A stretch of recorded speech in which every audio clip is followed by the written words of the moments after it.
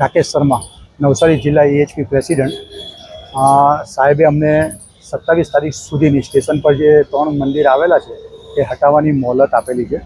તો તે બાબતે આજે અમે સાહેબને એક આવેદનપત્ર આપ્યું છે, જેમાં સાહેબને અમારી આજીજી છે, વિનંતી છે કે સાહેબ, જે ભગવાને સૃષ્ટિ બનાવી, આપણને મનુષ્ય જીવ આપ્યો, એ ભગવાનના મંદિરના માટે અમને 6x6ની જગ્યા ફાળવો, એ જ અમારી માંગ છે. કારણ કે સુરતની અંદર પણ જેટલા પણ મંદિરો શિફ્ટ થયા છે તો એસએમસી દ્વારા એ લોકોને જગ્યા ફાળવવામાં આવેલી છે. ગોરાદરા હોય, ડિંડોલી હોય, ત્યાં બધે ફાળવેલી છે. એટલે આપશ્રી પાસે બી સત્તા છે જ. તો ત્યાં આજુબાજુમાં ક્યાંય પણ જો કોઈ ફાજલ જગ્યા હોય તો ભગવાનના માટે, અમારા માટે નહીં, ભગવાનના માટે 6x6નો એક પ્લેસ આપી દો તો અમે ત્યાં શાંતિથી શિફ્ટ થઈ જઈએ.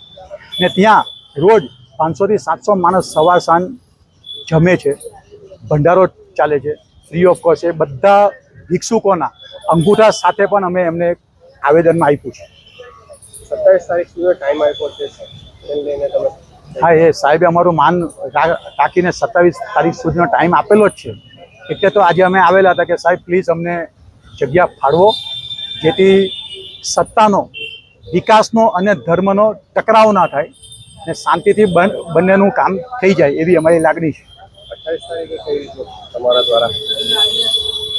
દુઃખની વાત હશે, જો મંદિર એ લોકો હટાવશે તો હિન્દુ સમાજ માટે, નવસારીની 4 લાખ જનતાના માટે, ભારતના 140 કરોડ જનતાની માટે દુઃખની વાત હશે, શરમની વાત હશે. કારણ કે અહીંયા પણ રાજ્યમાં ભાજપની જ સરકાર છે, હિન્દુત્વની જ સરકાર છે, અને દિલ્હીમાં પણ હિન્દુ. એમની જો સરકારમાં જો મંદિરો તૂટતા હોય તો પછી પાકિસ્તાનમાં બી શું ફરક રહ્યો અને બાંગ્લાદેશમાં બી શું ફરક રહ્યો.